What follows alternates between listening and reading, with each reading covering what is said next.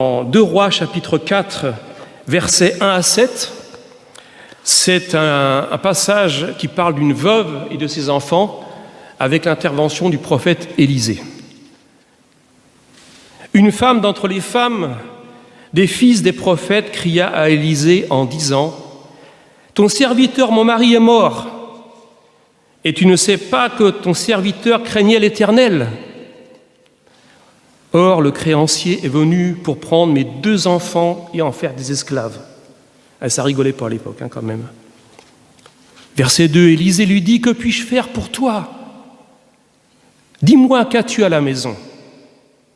La femme répondit « Ta servante n'a rien du tout à la maison qu'un vase d'huile. » Et il dit « Va demander au dehors des vases chez tous tes voisins, des vases vides, et n'en demande pas un petit nombre. Et quand tu seras rentré, tu fermeras la porte sur toi et sur tes enfants. Tu verseras dans tous ces vases et tu mettras de côté ceux qui seront pleins. » Alors elle le quitta.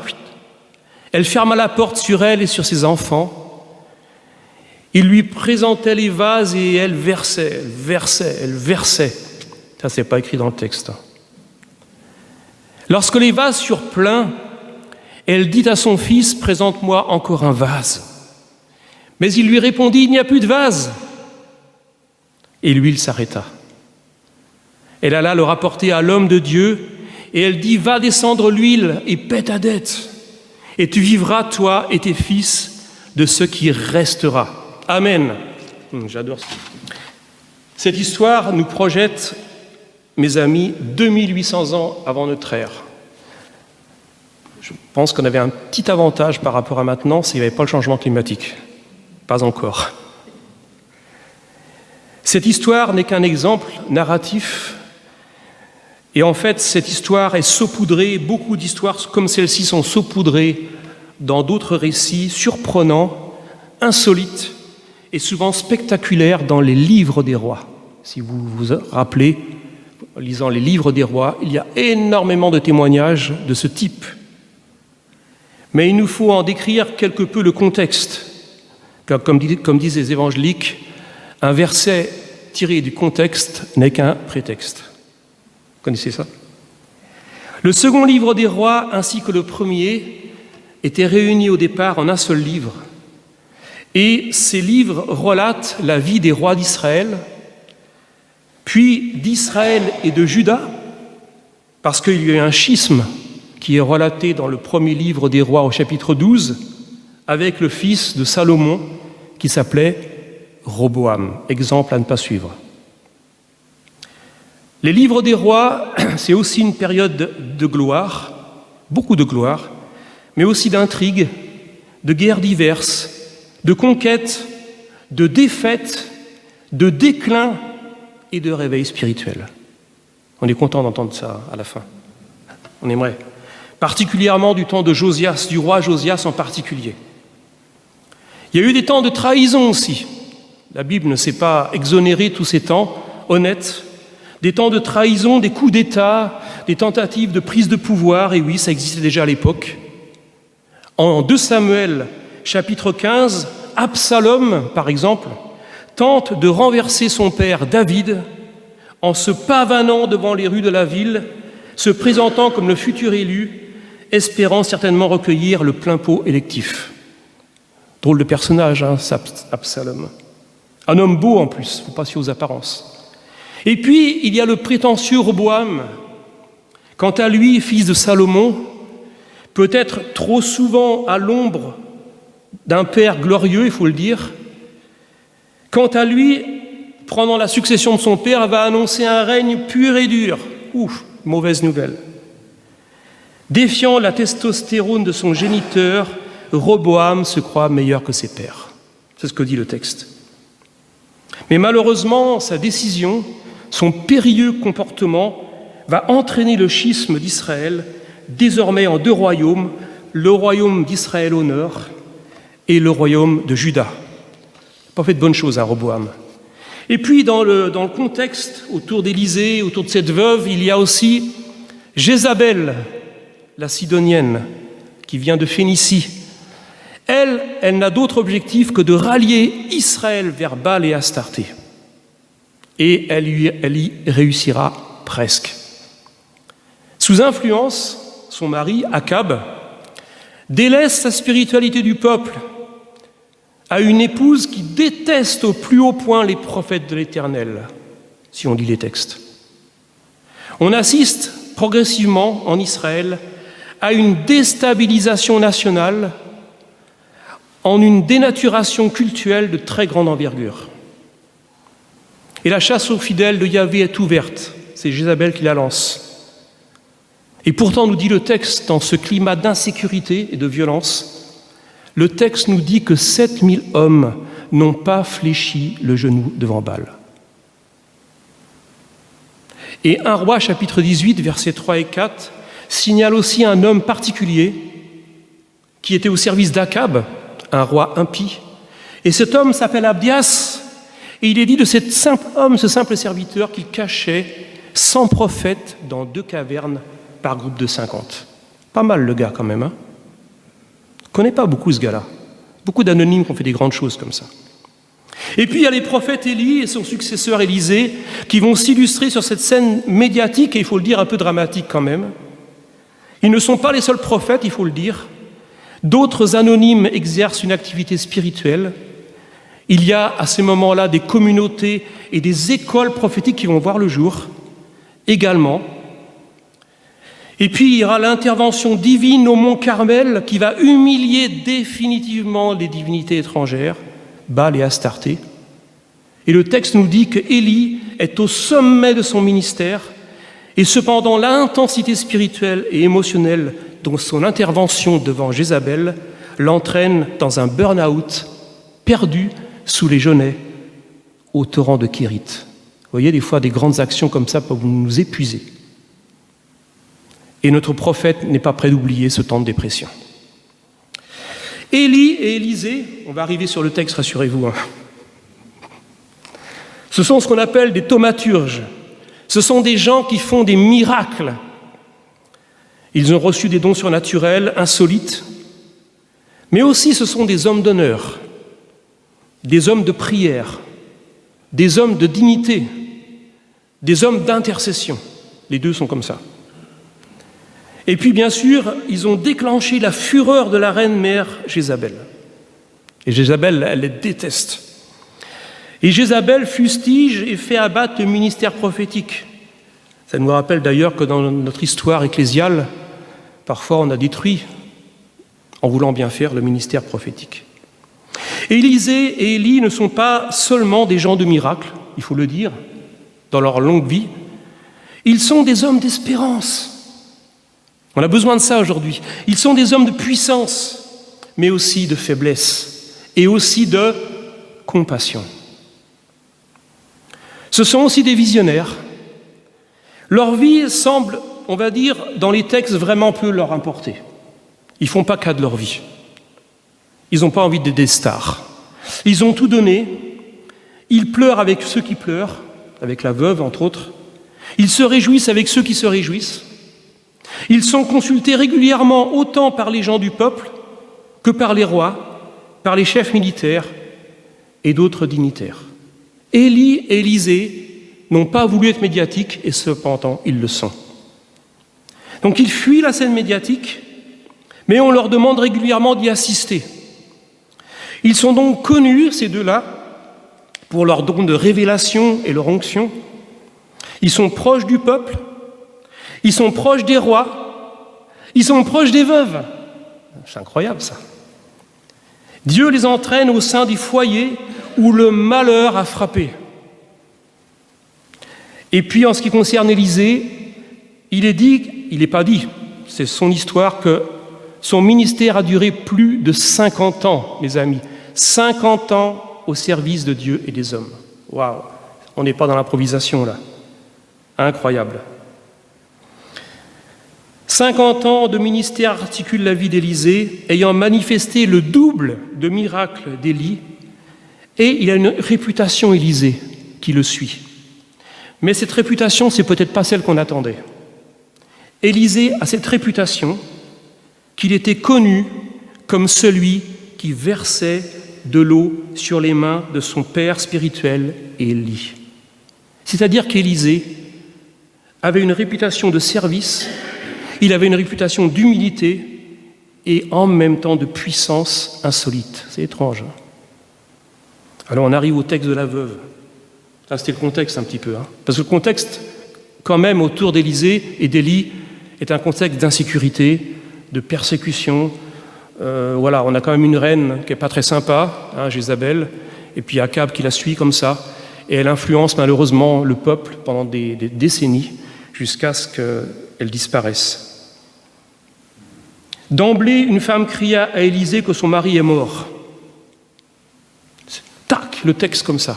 Ni introduction, ni salutation comme en Afrique, où on sait si bien le faire. Qui plus est, le mari était serviteur d'Élisée. Il craignait Dieu et il bénéficiait de la formation prophétique communautaire animée par le disciple d'Élie. Et cette formation dont cet homme suivait, ce n'était pas n'importe quelle formation. C'était une formation où le surnaturel s'invitait quand il voulait à la parole d'Élisée. Par exemple, dans cette formation prophétique, cette communauté prophétique, au 6e livre des Rois, il est relaté l'histoire d'un fer de hache perdu au fond du Jourdain qui surnage miraculeusement au fil de l'eau suite à l'intervention d'Élisée.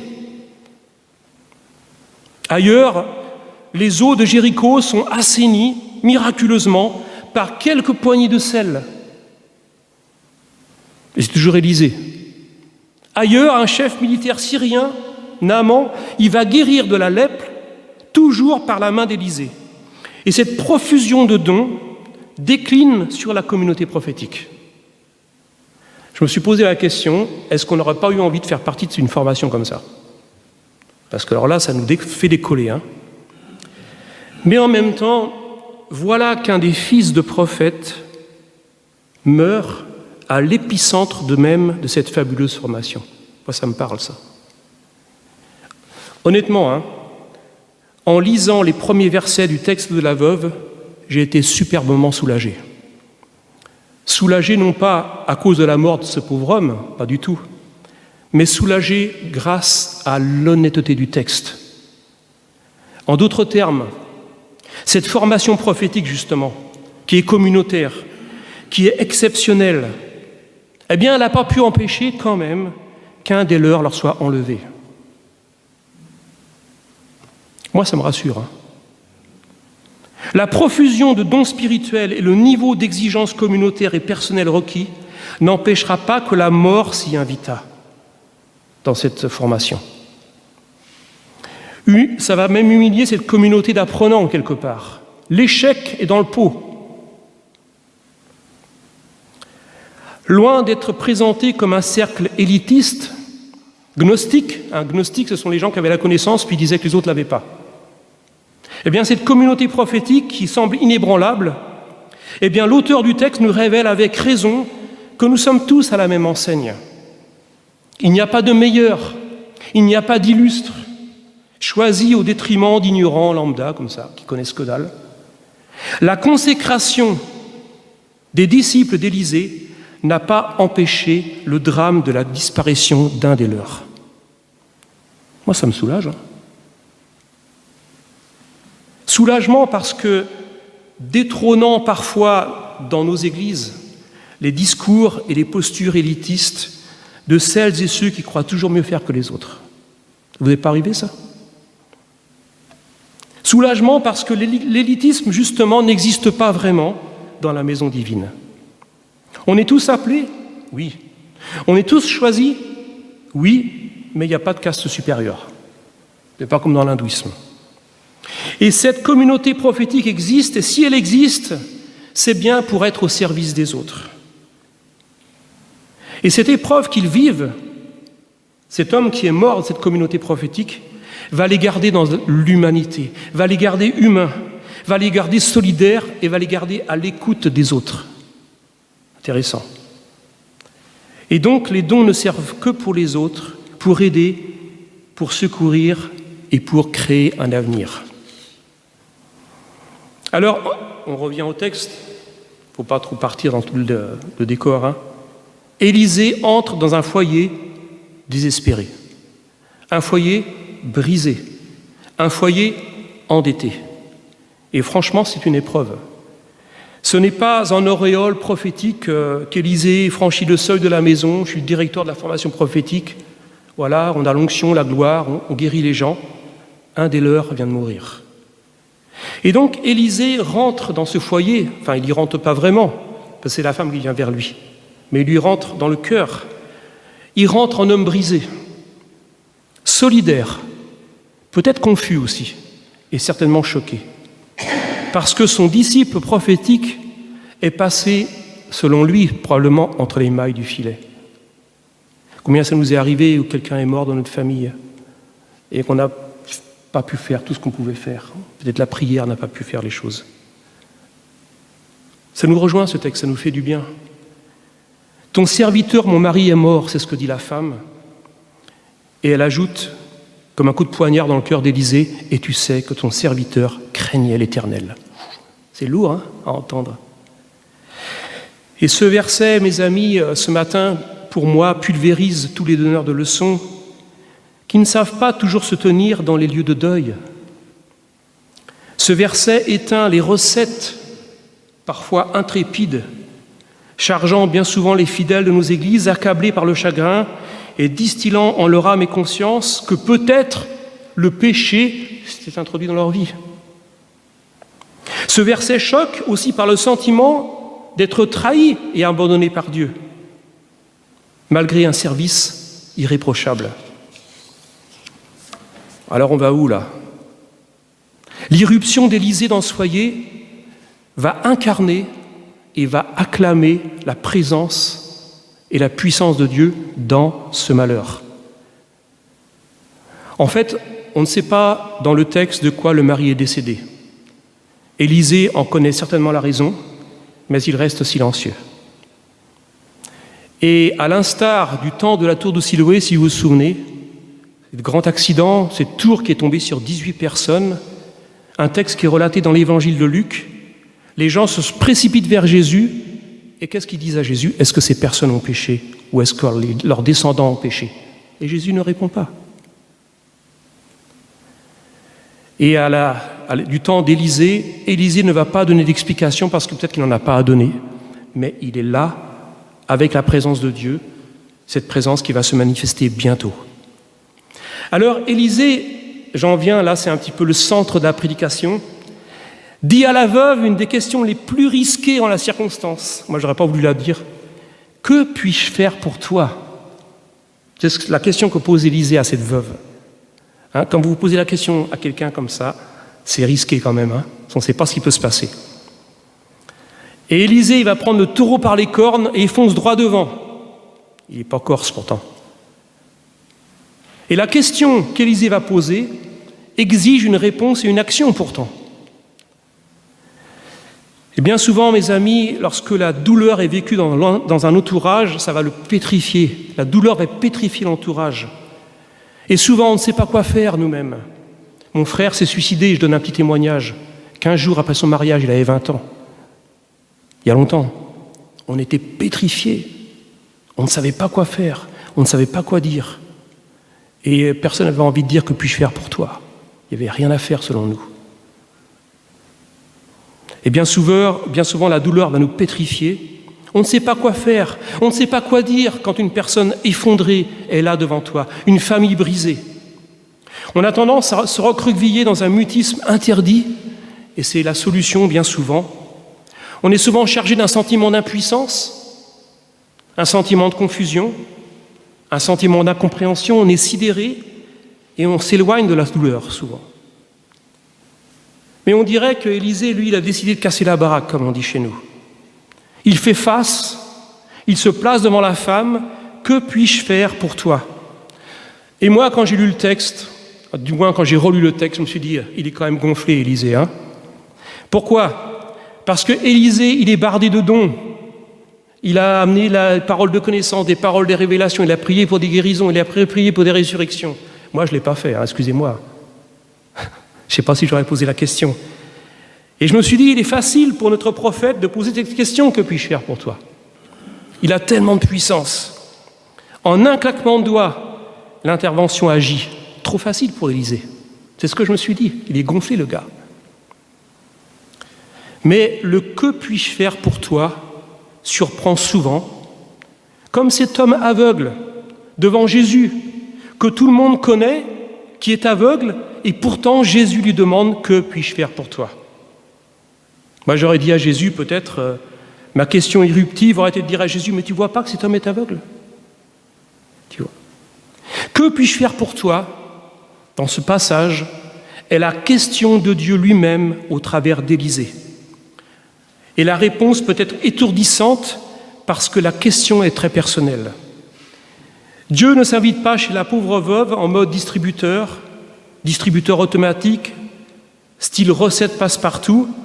Le « que puis-je faire pour toi » c'est aussi « qu'est-ce que tu aimerais que je fasse pour toi ?» Et la question, mes amis, sous-entend autre chose. La question sous-entend que l'on ne connaît pas la réponse et elle peut nous surprendre. Nous nous interdisons souvent à poser cette question par peur, par sentiment d'impuissance de la réponse de la personne. Parce que nous formatons trop souvent la demande et surtout que nous craignons de ne pas pouvoir y répondre. J'ai partagé ce même message dans une église baptiste il y a 15 jours. Suite au message, j'ai reçu un mail d'une personne qui était là présente que je ne connaissais pas. Quelques lignes, et je vous la lis. Le 4 juillet, me dit la personne, j'ai écouté votre homélie. La question était « que puis-je faire pour vous ?» C'est ce que j'ai posé comme question.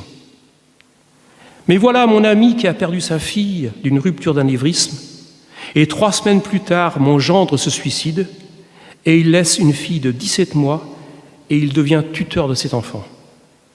Que lui répondre à la question posée ce jour à cette personne qui souffre? Merci de votre éclairage, bonne journée. Voilà le mail que j'avais reçu. Pas évident, hein? Je me sentais interdit à la lecture de ce courriel, piégé même, en fait, pour être honnête. Et pourtant, j'étais certain que Dieu m'emmenait là où je ne voulais pas aller, dans ce mail. Et une de mes interrogations était que le problème était que cette personne qui écrivait ce mail, cette personne bienveillante qui se préoccupait de cette personne, aimerait répondre à la place de la personne qu'elle soutient. Et peut-être, mes amis, que la réponse de la personne elle-même n'aurait pas été la même. Élisée ose poser la question qui dérange, la question qui l'expose, la question qui expose. Et la peur de ne pas pouvoir répondre à ma propre question peut véritablement désarçonner. J'aimerais juste que tu sois présent, était la réponse d'une autre personne en plein désarroi et chagrin. Étonnant comme réponse. Quand je lui ai posé « que puis-je faire pour toi ?» Je m'attendais à autre chose. J'ai posé une fois la question à une autre personne « que puis-je faire pour toi ?» Et la personne me dit « j'aimerais juste ton attention et que tu m'écoutes. » Étonnant, hein? Intéressant. C'était la réponse d'une autre personne blasée des recettes religieuses. Une autre personne, où je posais cette question « que puis-je faire pour toi ?» Elle me répond « j'aimerais un peu d'humanité. » Waouh! Souvent, on ne s'attend pas à une réponse comme ça. La mort règne en ce foyer. On revient au texte. Et les créanciers n'auront pas tardé à enlever les enfants, c'est ce que nous dit le texte. Mais c'est aussi le croisement de la mort et de la vie. Et à partir d'un vase, un simple vase d'huile, unique, bien de la veuve, Élisée donne des instructions en famille. Et non seulement la veuve, mais aussi les enfants puissent voir l'intervention de Dieu dans cette maison endeuillée. Élisée, on va dire, ça c'est de l'herméneutique, hein, c'est pas écrit, c'est un fin pédagogue. Il va laisser la petite famille s'enquérir et se réjouir du miracle, de la multiplication de l'huile. Et j'aimerais vous le dire, ma femme l'a vécu, où une pauvre veuve en Afrique, n'ayant pas d'argent, a prié dans sa maison avec ses enfants qu'un pot où il y avait de la farine dedans se remplisse. Et pendant la nuit, ce pot s'est rempli alors que la maison était fermée à clé. Juste pour nous encourager. Ce n'est pas 2800 ans, c'était il y a 20 ans. Donc Élisée, fin pédagogue, va laisser la petite famille s'enquérir et se réjouir du miracle de la multiplication de l'huile. Il se retira, et ce que j'aime bien, il va se retirer afin que l'intervention divine soit la marque privée et la propriété familiale exclusive. Ça, je trouve formidable. Il n'a écrit nullement le futur de cette famille, on ne sait pas trop ce qu'elle est devenue. Il y a eu d'autres veuves, la veuve de Sarepta, mais ce n'est pas la même. Sauf peut-être qu'ils célébrèrent peut-être plus tard, j'imagine, chaque année, ils ont peut-être célébré ce jour de gloire durant des années et des années, en disant à maman, tu te souviens lorsque le prophète chauve, parce qu'il était chauve, Élisée, il est venu dans cette maison, tu te rappelles ce qu'il nous a dit? Tu te rappelles qu'on s'est enfermé dans la maison? Tu te rappelles qu'on a vu les vases remplir et qu'on ne savait pas d'où ça venait? J'imagine les enfants comme des enfants émerveillés avec la maman. Et ça, c'est une marque de Dieu dans la vie de cette famille à jamais, qui incarne un changement historique, un changement de la pauvreté à la prospérité. En conclusion, j'y arrive. Une prédication un peu évangélique. Lorsque nous rejoignons les lieux de douleur, de tristesse et de mort, souvenons-nous que nous ne sommes pas seuls. Et ce qu'on oublie de dire, peut-être, ou penser, c'est que lorsque Élisée est intervenu, Dieu était là. Dans le malheur, il était là. Dieu lui-même nous accompagne. L'Évangile, je ne sais pas si vous partagez mon opinion, est bien trop souvent présenté en termes de puissance, de recettes, de leçons et de réponses apprises. Mais il faut se rappeler dans nos écritures, les écritures bibliques, que c'est dans notre faiblesse que la puissance de Dieu se manifeste. Excusez-moi, mais c'est encourageant, rien que pour moi. Dieu se place toujours à notre niveau. Il nous rejoint là où nous sommes. Et nous serons peut-être surpris par les réponses à notre « que puis-je faire pour toi ?» Osons le dire, osons poser la question. Je me rappelle encore d'une dame qui est venue avec son enfant paralysé devant un prédicateur évangélique pour la prière. Et le prédicateur évangélique a vu cet enfant qui était paralysé. Et il avait demandé aux gens qui voulaient la prière de s'avancer. C'est une question un peu dangereuse. Alors il voit cette femme avec son enfant paralysé. Et il s'est dit, oh là là là là, elle va me demander de prier pour sa guérison. Et la dame arrive comme ça et dit, monsieur le prédicateur, est-ce que vous pourriez juste prier que Dieu renouvelle sa présence dans ma famille? Vous voyez? Ça doit nous encourager peut-être à poser la question, que puis-je faire pour toi? La réponse sera peut-être surprenante. Nous serons donc peut-être surpris par les réponses à notre « que puis-je faire pour toi ?» Notre disponibilité, notre attitude et notre présence peut faire une différence plus grande que la réponse même. Et puis j'ai envie de dire, comme vous et moi, il nous est naturel de fuir les lieux de perte. Il nous est naturel de fuir les lieux de deuil. Il nous est naturel de fuir les lieux de chagrin. Mais c'est aussi là où se tient Jésus dans nos vies et dans celles de nos amis.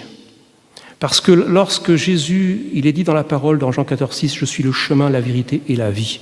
Et la vie ne se manifeste très rarement en dehors des moments de mort. C'est là, dans les moments de mort, de tristesse, de brisement, qu'il y a ce croisement intime et cette intervention extraordinaire de la puissance de Jésus dans nos vies. Enfin, rappelons-nous, comme du temps d'Élisée, que sans lui, nous ne pouvons rien faire. Et l'épître de Jacques dit que Élie, le professeur d'Élisée, était de la même nature que nous. Ça veut dire que nous sommes de la même nature qu'Élie. Sans Dieu, Élisée n'aurait pu rien faire. Les dons, il les avait reçus par grâce. Sans Dieu, Élie n'aurait pu rien faire. Sans Dieu, nous ne pouvons rien faire, mais avec lui, nous pouvons faire des choses grandes, dans une posture, j'ai envie de dire, de faiblesse afin que la puissance et la gloire de Dieu puissent se manifester. Et donc que cette expérience antique de la veuve et ses enfants soit, mes amis, multipliée dans nos foyers. Amen.